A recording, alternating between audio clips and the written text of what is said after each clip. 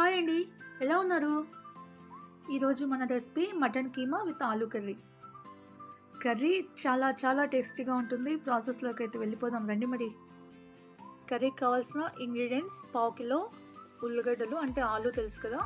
ఇంకా 2 టమోటాలు, 2 ఉల్లిపాయలు సన్నగా కట్ చేసి పక్కన పెట్టుకోవాలి. తర్వాత మటన్ కీమా పావు కిలో తీసుకొని ఉప్పు, పసుపు వేసి మెత్తగా ఉడికే వరకు ఉడికించి పక్కన రెడీగా పెట్టుకోవాలన్నమాట.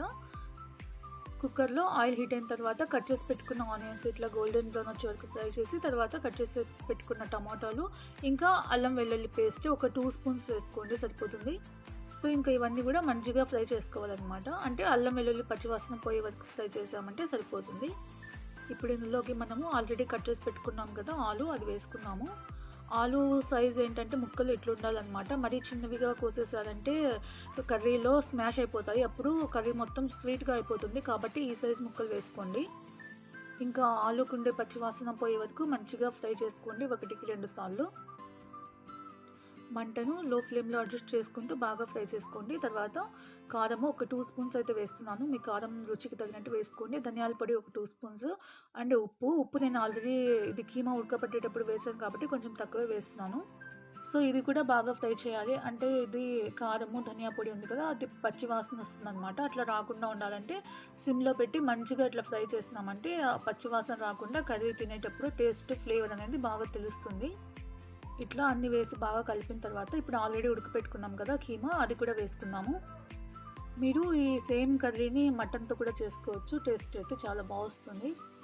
మసాలాలన్నీ పట్టేటట్టు మంచిగా ఇట్లా కలుపుతూ ఉండాలన్నమాట. బాగా కలిపేస్తాం కదా, ఇప్పుడు ఇందులో వాటర్ యాడ్ చేసుకుందాము. వాటర్ మరీ ఎక్కువ వేసేటండి, ఇది పలుచగా ఉంటే బాగుండదు అనమాట కర్రీ. కొంచెం చూసి తగినట్టు వాటర్ అయితే వేసుకోండి. తర్వాత ఇందులోకి మటన్ మసాలా ఉంటుంది కదా, అది కూడా వేసుకోవాలి.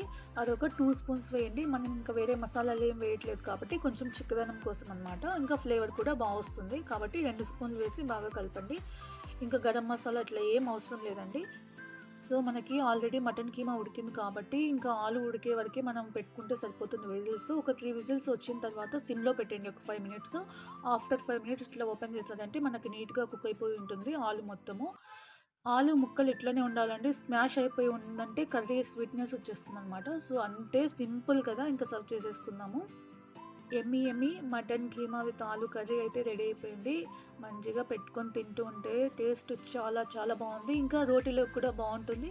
మీరు కూడా తప్పకుండా ఒకసారి ట్రై చేయండి. ఇంకా వీడియో నచ్చితే మన ఛానల్ అయితే ఫాలో అయిపోండి. Thank you for watching.